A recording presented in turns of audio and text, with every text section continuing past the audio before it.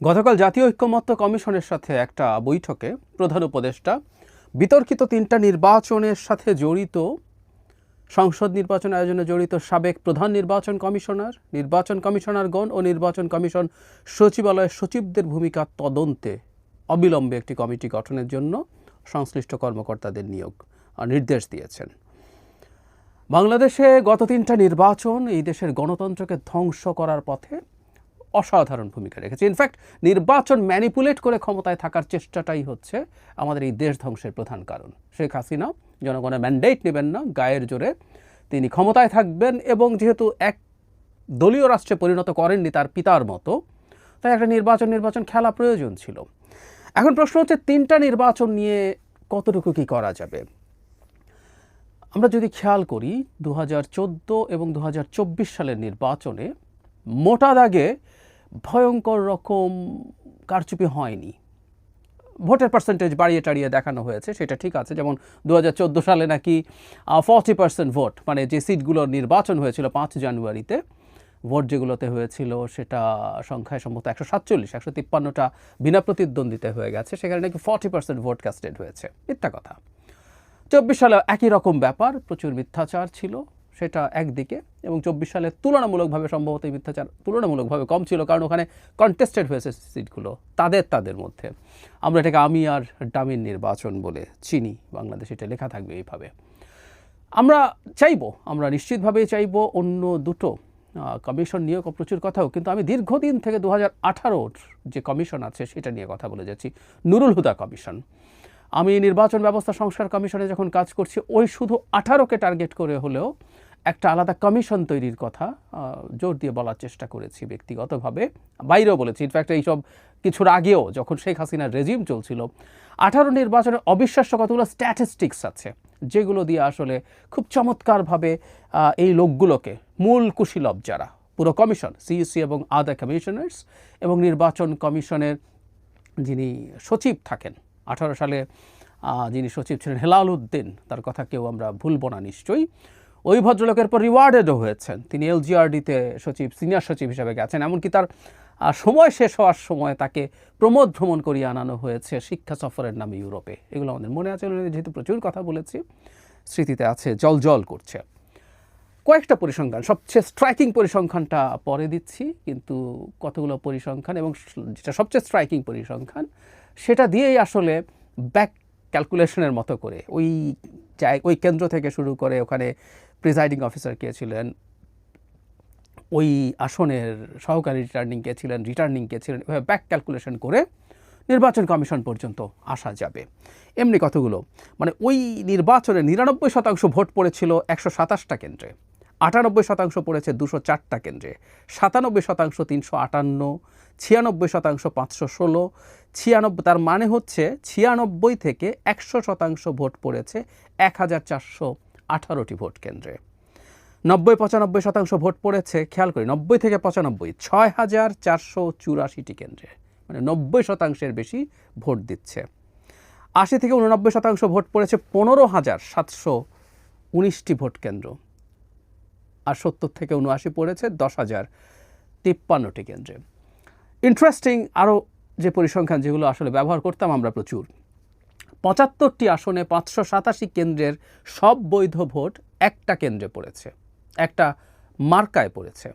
এর মধ্যে 586টার সব ভোট পড়েছে নৌকা প্রতীকে, এবং একটাতে ধানের শীষ প্রতীকে সব ভোট পড়েছে। মানে একটা কেন্দ্রে 587টার মধ্যে 586টাতে সব ভোট নৌকা পেয়েছে, আর একটায় সব ভোট ধানের শীষ পেয়েছে।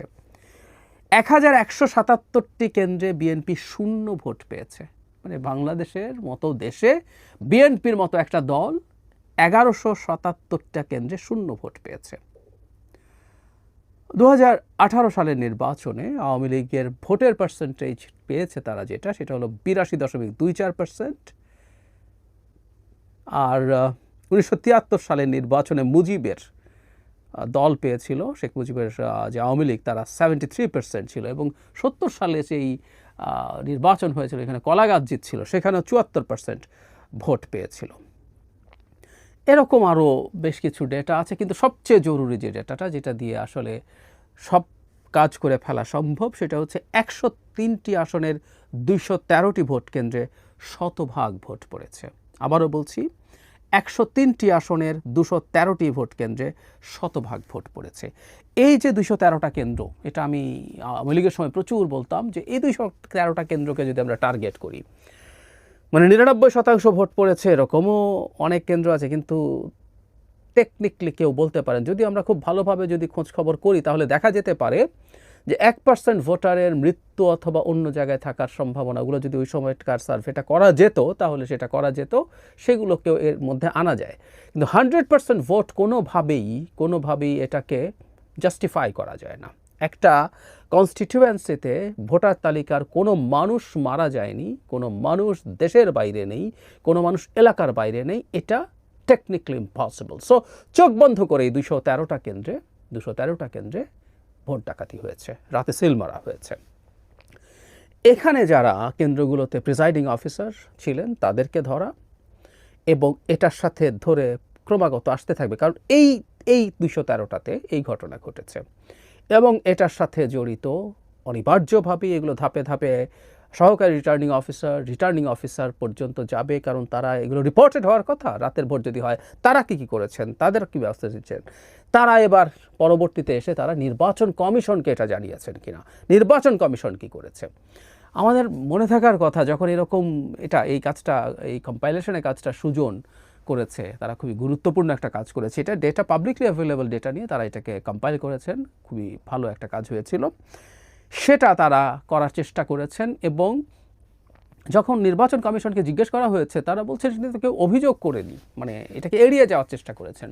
এই প্রসঙ্গে আমি আরেকটা জিনিস একটু যোগ করে দিতে চাই, মানে আওয়ামী লীগের সময় প্রচুর বলতাম, টিআইবি নির্বাচনে খুব অল্প সময়ের মধ্যে তারা একটা সার্ভে করেছিল 50টা সিটে, র্যান্ডম স্যাম্পলিং করে।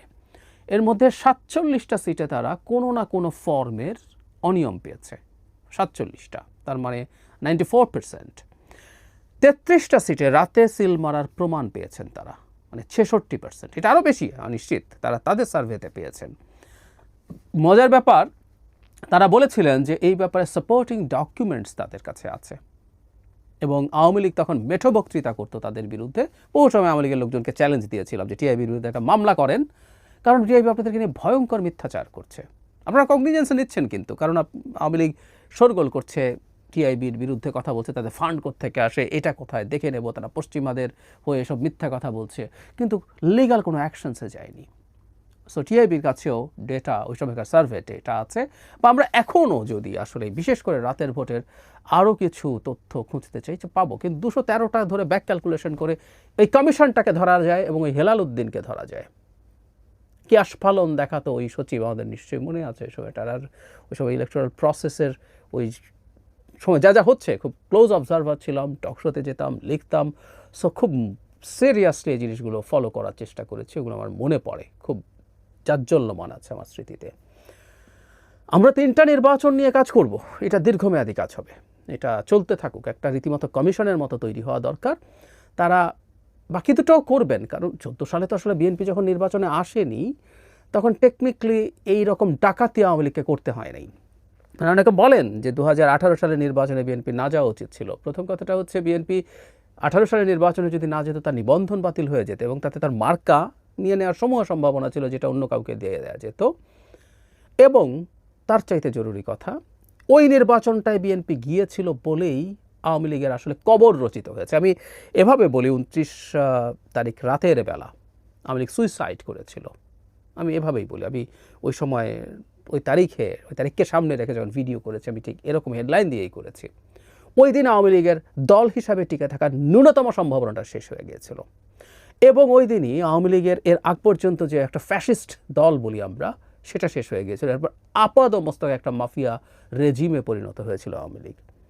সো বিএনপি ওই যাওয়ার কারণে তাদেরকে ওই বিভৎস কারচুপিটা করতে হয়েছে। কারচুপি 24ও হয়েছে, কিন্তু 18-র মতো করে হয়নি, রাতের বেলা সিল মেরে দিতে হয়েছিল। সো 18কে প্রধান টার্গেট করে দীর্ঘমেয়াদী কাজ চলুক। আমি মনে করি ভবিষ্যতে যে নির্বাচিত সরকার আসবে, তাদেরও উচিত হবে এই তদন্তগুলো করা, এই তদন্তে দোষীদেরকে খুঁজে বের করা, তাদেরকে পর্যায়ক্রমে শাস্তি দেওয়া। তবে খুব গ্রাসরুটে চলে যাওয়া স্টাফ, এবং এখানেও রাইটলি যেটা করছেন মূলত কমিশন এবং সচিব এই পর্যায়ে পর্যন্ত, এবং আমি শুধু তা না, আমি আসলে রিটার্নিং অফিসার পর্যন্ত যাওয়া উচিত বলে মনে করি। রাতের ভোট যে করেছেন যেসব জেলা প্রশাসক, বা জেলা প্রশাসক না বলাই উচিত আমাদের, আসলে ডেপুটি কমিশনার যারা আছেন তাদের পর্যন্তও যাওয়া দরকার আছে। এরা প্রত্যেকে সরকারের হয়ে কাজ করেছেন, এবং শুধু তারা না, এখানে পুলিশের যারা দায়িত্বপ্রাপ্ত ছিলেন, এসপিরা ছিলেন, এই পর্যায়ে পর্যন্ত অ্যাটলিস্ট যাওয়া দরকার, এবং সেটার কিছু দৃষ্টান্তমূলক শাস্তি নিশ্চিত করতে হবে। ভবিষ্যতের বাংলাদেশের জন্য এরকম কিছু কাজ করা জরুরি বলে আমি মনে করি। সুতরাং কমিশনগুলো চলো, কিন্তু খুব অল্প সময়ের মধ্যে 18 সালের নির্বাচনের এই কেন্দ্রগুলোকে ধরে একটা কিছু করলেই আমার মনে হয় এটা খুবই ফিজিবল কিছু। বহুদিন থেকে এই 213 কেন্দ্রের কথা বলছি, যারা আমাকে শোনেন আমার ভিডিওতে, আমার টক শোতে, আওয়ামী লীগকে প্রচুর ঝামেলায় ফেলার জন্য, নির্বাচনে কারচুপি বোঝানোর জন্য এটা একটা অব্যর্থ ঔষধ ছিল, সেটা ব্যবহার করেছি রিপিটেডলি। সো এটা হোক, এবং এটা হলেই ভালো হবে। এবং আমি মনে করি যে সরকার অনেক দেরি করেছে। এই সরকার ক্ষমতায় আসার পর থেকে আমি 18 সালে যারা রিটার্নিং অফিসার ছিল সেই ডিসিরা কোথায় আছেন ক্রমাগত বলে গেছি, কিন্তু বহু পরে এসে দেখা গেল যে তাদেরকে বিরুদ্ধে ব্যবস্থা নিতে শুরু করা হলো। এগুলো আরও অনেক আগে হওয়া উচিত ছিল, এবং এই সরকারের সময় এখনও যতটা সময় আছে, দ্রুত 18 সাল বিশেষ করে সেই কমিশনকে এবং সেই সচিবকে, আমি জানি না হেলাল সাহেব কোথায় আছেন, এদেরকে বিচারের আওতায় দ্রুত আনা উচিত।